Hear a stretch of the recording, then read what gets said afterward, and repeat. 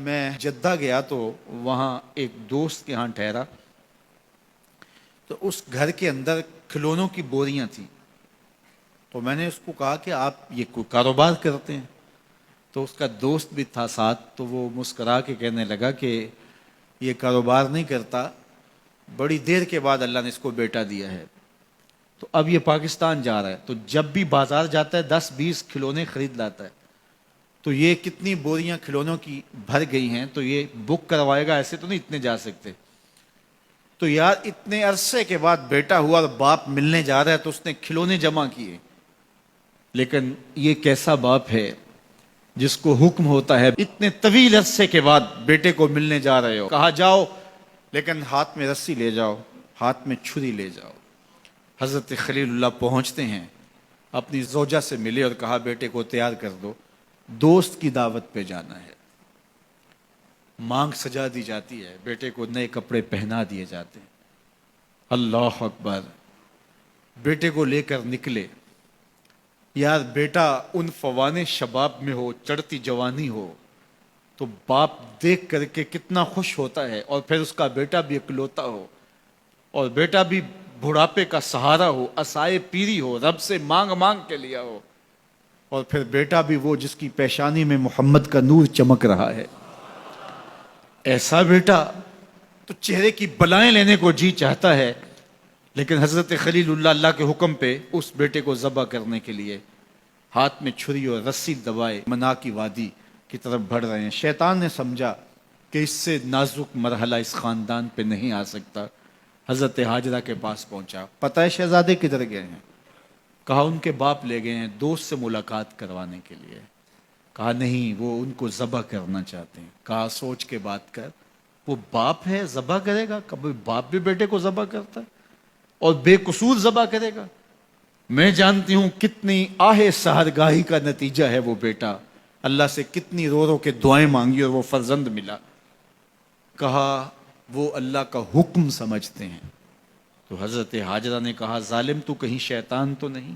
اگر رب کا حکم ہے، میری گود میں ایک اسماعیل ہے، کاش 1000 اسماعیل ہوتا، راہ خدا میں قربان کر دیتی۔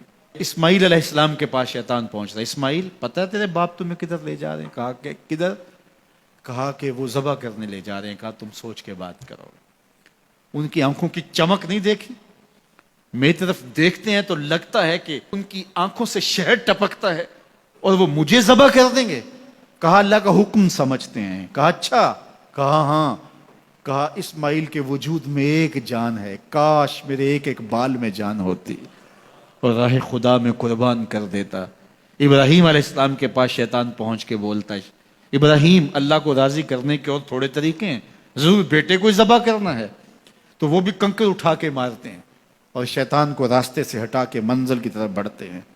قرآن نے وہ سارا منظر بیان کیا ہے۔ فلما بلغ معه السعی، باپ بیٹے کے پاس آیا اور کہا بیٹا میں نے خواب دیکھا ہے کہ میں تجھے ذبح کر رہا ہوں، فانظر ماذا تری، بتا تیری رائے کیا ہے؟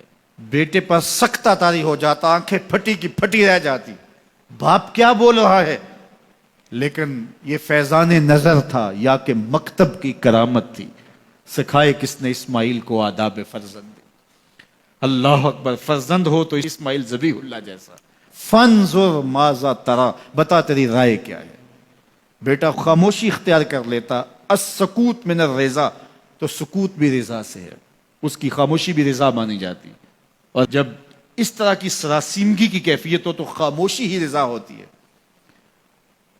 بیٹا کہتا ٹھیک ہے آپ ذبح کر لیجئے، یہ بھی امتثال امر ہوتا، لیکن بیٹے نے 2 قدم بڑھ کے بات کی۔ بیٹے نے کہا یا ابا تفعل ما تؤمر ستجدنی انشاء اللہ من الصابرین۔ ابا جان ذبح کیا ہے، جو کرنا ہے کیجئے۔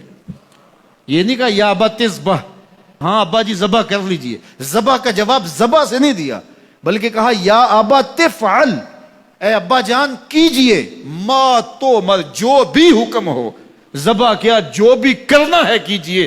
رہی بات میری، یہ کام آسان تو نہیں، لیکن میرے اللہ نے چاہا تو صبر کر کے دکھاؤں گا۔ منا کی وادی ہے، باپ اور بیٹے دونوں نے طے کر لیا، باپ ذبح کرنے پہ راضی ہے، بیٹا ذبح ہونے پہ راضی ہے۔ یار اسلام من مانی کا نام نہیں ہے، اپنے خواہشات کو پورا کرنے کا نام اسلام نہیں ہے، اپنے آپ کو مالک کے سپرد کر دینے کا نام ایمان ہے، اس کا نام اسلام ہے۔ یہاں دیکھیے فلما اسلما، جب دونوں نے طے کر لیا، دونوں راضی ہو گئے، باپ ذبح کرنے پہ راضی ہو گیا، بیٹا ذبح ہونے پہ راضی ہو گیا۔ وَتَلَّهُ لِلْجَبِينِ، اور باپ نے بیٹے کو پیشانی کے بل لٹایا۔